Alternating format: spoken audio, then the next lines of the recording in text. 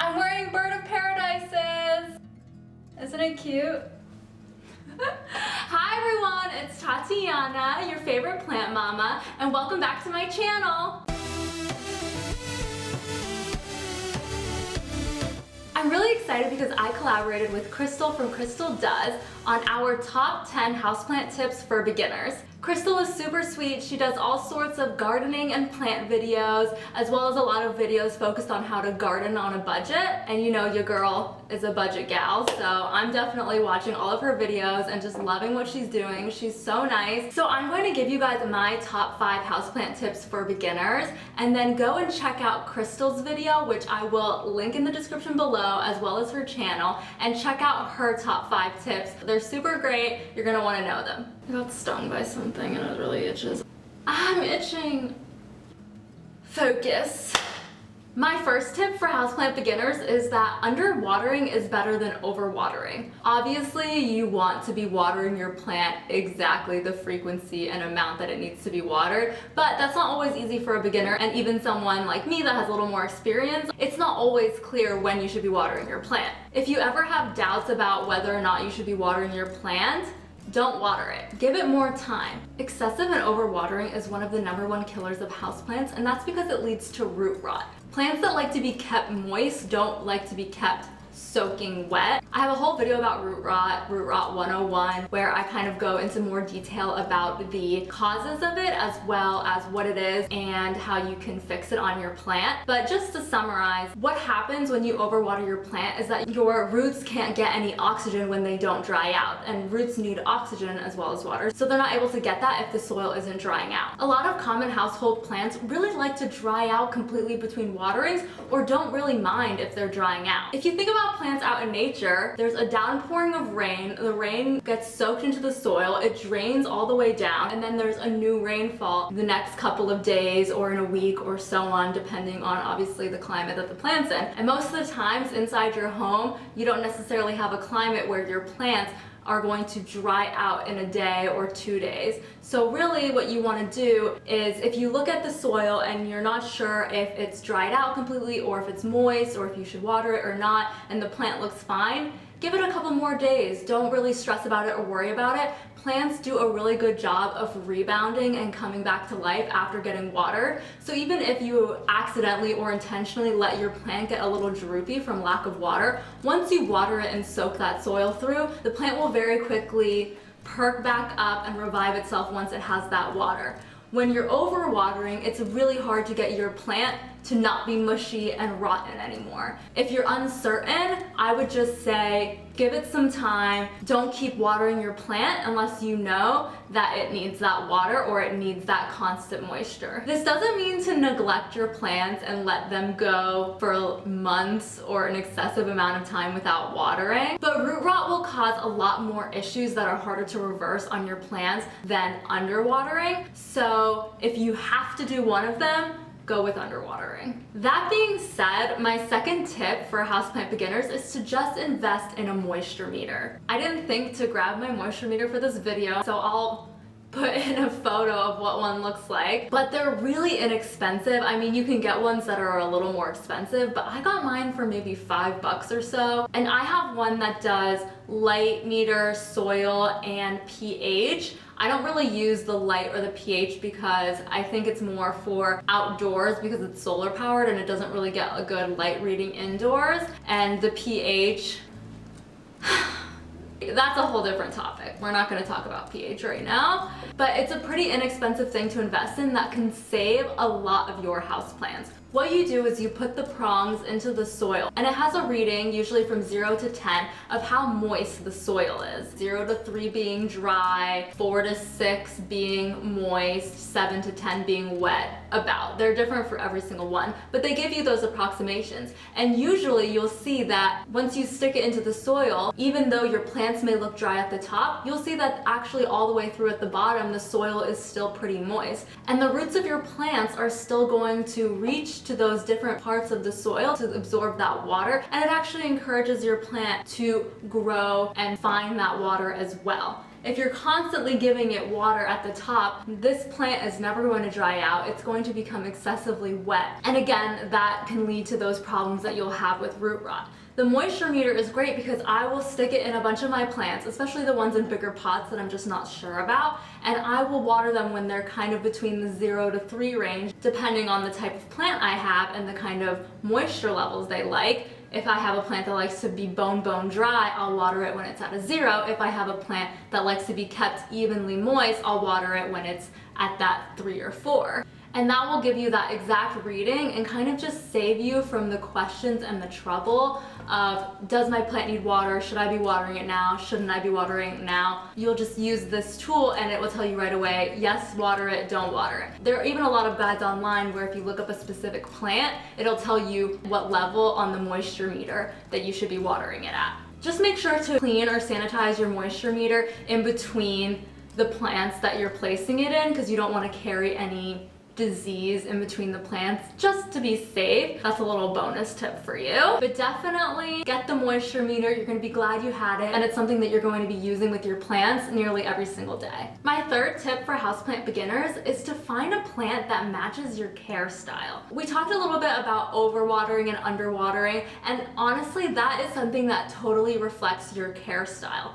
I know I'm someone that can be a bit of an overwaterer. I love to look at my plants. I notice when they get dry really quickly and I'm immediately like, oh, I just want to put a little water in that. But I don't always need to, obviously, because I'm using my moisture meter. What I'm trying to say here is know your style and get a plant that matches your style. For example, there's a lot of people out there that will say succulents are the easiest houseplant. You will not kill them. They're so easy to take care of. Well, the thing about succulents that they're getting at when they're saying it's so easy is that they don't need frequent watering. So you can kind of neglect them and leave them alone and they will be fine because they like to be bone dry between waterings. I water my succulents like once a month, sometimes even less frequently than that. And that is a great plant for someone who puts a plant on their shelf and totally forgets about it and forgets that they need to be taken care of. But if you're someone like me who constantly wants to pour leftover water from a glass into my plant, succulents aren't going to be good for you. When I was younger, I would always get cacti. When we went to the store, I would get one of those little ones and I killed them within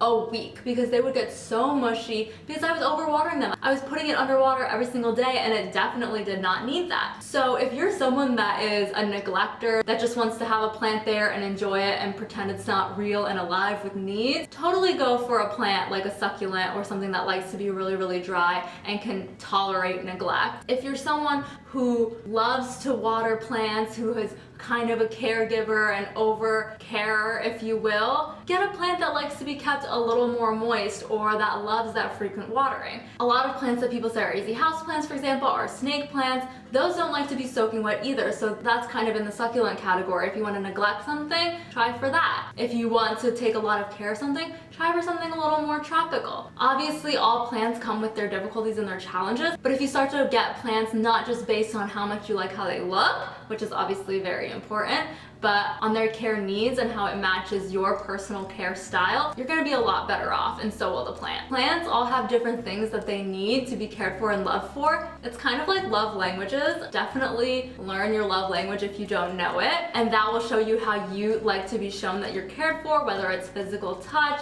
words of affirmation, quality time, gifts, but you also have a love language that you give. I'm the worst at giving gifts, so if I were dating someone that loved gifts and that was their 100% love language, we would have a little bit of a clash there. Luckily, my boyfriend and I both like quality time, and we both love to give quality time, so our love languages match. Anyway, I'm getting kind of sidetracked here. Essentially, figure out your plant's love language specifically and figure out what your love language is to your plants and try to match those. Can you help me for a second? With what? Do I have to do it right now? Edward, I'm like in the middle of something. I know, babe, but I really need it. I'm gonna pause it for a sec. Just a second. Pardon any changes. My boyfriend asked me to put lotion on his back and I did it even though I really didn't want to, and it just totally messed up my filming. Something he pressed on the camera made everything blurry and unusable for the second half of my video. So here I am reshooting it for you all. So I kind of went off on a tangent about your care style and your love language and all of that. But that kind of leads me to my fourth tip for houseplant beginners, which is to research your plant before buying. I don't always do this, but it will save you a lot of stress later on if you just take a second in the store to quickly Google your plant and do a little bit of research before you buy it. Look up the kind of water frequency it enjoys. Does it match your hairstyle? And most importantly, you want to find out the plant's light requirements before you buy. Think about your home and the situation you have there, and think about where in your home you can put this plant that will best match its light requirements. Plants need light to survive. It's the #1 thing that they need. If you're at the store and you see a plant you really love and then you do a little research on it and you find out it needs 8 hours of direct full sunlight every single day, and then you think about your home and you're like, I live in a 1-bedroom apartment with literally 1 window, and even then the window is facing a building, so I get shitty light all day long. I mean, I've lived in an apartment like that, so I understand it. That plant is probably going to be miserable in that situation, and you're gonna spend a lot of time agonizing over why that plant is dying, why is it losing leaves, why does it look so droopy and terrible. That's because it is not going to thrive in that situation. If you just do the basic research, especially about light requirements before you buy, you will save yourself a lot of pain and agony, and you'll probably save a plant's life too. If you have somewhere that you can put the plant that matches its light requirements, then totally get it. Then you can do that additional research later on soil, fertilizer, humidity, etc. Because those are things that you can adjust for your plant. You can buy different soil, you can get a humidifier, but you cannot change the light situation in your home. The windows that you have, the way that they're facing, that is kind of set. Unless you're planning on moving for a plant or constructing new windows or building a skylight in your home, which that would be awesome. The light that you have in your home is the light that you have in your home, and you cannot adjust it other than moving your plants around so it doesn't get as much light, or moving it closer to the window so it gets more light. Sorry if you hear any of that sound in the background. They're like mowing the lawn or doing something outside. I don't know. It's been going on forever. I don't know when it's gonna stop. I'm so mad at my boyfriend that I have to redo this. Obviously, it can be a little confusing when you do the research and you see things like bright indirect light, bright direct light, medium indirect light, low indirect light. Like, what do those mean? They're all up for interpretation, really. You'll see recommendations like, oh, put this in a south-facing window. But even then, your light situation depends on your exact location, not just the direction your window is facing, which that will tell you a lot. Which way is the sun rising, which way is it setting, etc. But depending on where you are located, longitude and latitude, you get different types of light. And it's really important to get plants that are best suited for the light situation you already have. So we touched a little bit on light and the importance of sunlight for your plants, but that leads me to my 5th tip for houseplant beginners, which is low light is a myth.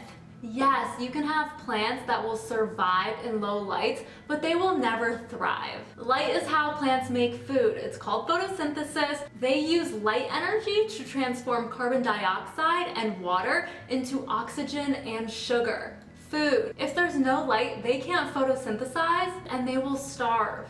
For example, a really common houseplant that you'll see categorized as best low light plants is a snake plant or a sansevieria. Yes, these plants and other ones that are also categorized as low light plants are better suited to survive in low light. They can sustain themselves off of lower levels of sunlight, but if they're in higher levels of sunlight, they will push out way more growth than if they're in a dark corner of your home. As a plant parent, that's what you want to see. You want to see your plants thriving, you want to see them growing, you want to see them pushing out new leaves and blooming. That's the best part about plant parenting. I have a snake plant that I keep in my windowsill and it grows so fast, and these plants aren't really known for being fast growers. So yes, those plants that you see that are quote low light plants, you can put them in a darker area of your home and they will most likely be able to survive there. Some of them might not. Some of them you'll see will shed a lot of leaves and not do so well. But just remember, these plants don't love low light. They are low light tolerant. Especially if you have a plant that isn't even labeled as a quote low light plant and you're putting it in a dark corner of your home far away from the window, it's not getting enough light to survive most likely. If you are struggling with a plant that is losing a lot of leaves, that is not looking good, that looks like it's dying, I would recommend first of all thinking about where you have it, how far is it from the window? The further you get from a window, the less light there is for the plants. You will notice that the amount of light that's actually getting through your home reduces drastically the further you get from the window. And you can tell what kind of light you have with something like a light meter. You can buy one, or there are apps on your phone that aren't as accurate, but they work if you're just kind of interested. And if you do get a light meter, do a little experiment. How much light there is right up next to a window, a foot back, and a couple of feet back, and even how much light there is when you step right outside in the shade. The numbers change drastically even when you're moving a little bit. So definitely keep that in mind when you put a plant really far away from the window. If you put a plant in a room without any windows at all, those plants are really going to struggle. So if your home has really limited light and that's the only situation you have, but you want to have plants in your home, definitely look for those plants that are more tolerant to it. But if you have tons of great light in your home, lots of windows, and space to put your plants near those windows, I definitely recommend that instead of just putting them in a dark, far away corner where they're going to be sad and depressed. Okay, so those are my 5 tips for houseplant beginners. I hope I covered everything I wanted to and explained everything well. Again, I'm reshooting this, so it's kind of hard to keep track of what I said already, but it wasn't usable, and what I want to emphasize here, and I don't know. I'm a little frazzled by all of it. Oh, I also wanted to say really quickly, when you're watering your plants, don't be afraid to water deeply and let all of that water drain and keep soaking it through. Keep adding water, let it drain. Really make sure the soil is completely soaked through, and then don't water it for a long period of time. That's a much better strategy for watering your plants. It's better to let the roots absorb all of that water before you give it more water again. Watering shallowly or giving it a little bit of water every few days can actually stunt your roots' growth. So when you're watering, think about watering deeply, giving it a lot of water, and doing that less frequently as opposed to more frequent and shallow waterings. So remember, if you're not sure whether or not it's time to water your plant, give it an extra day or so to make sure that that plant is dried out, because the plant will be okay, and underwatering it is definitely better than overwatering it. But just invest in a moisture meter and take away all that guessing and really get a precise and accurate reading on how moist the soil is on your plant. Find plants that are suited for the way that you will care for them, and do your research before buying them so you can make sure the plant does match your care style and that your home has a light situation that will allow that plant to thrive. And don't believe everything you read, see, and hear about plants loving low light, because plants need light to survive, and most importantly, they need light to grow and thrive.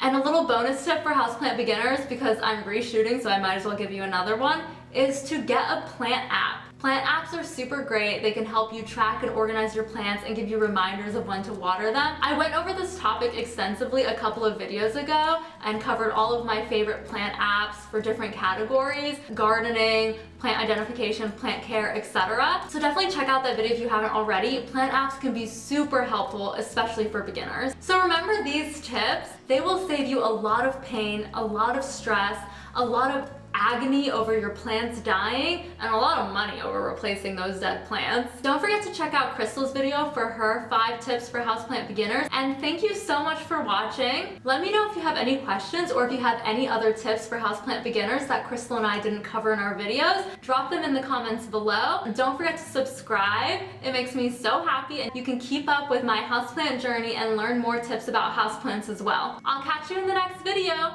Bye!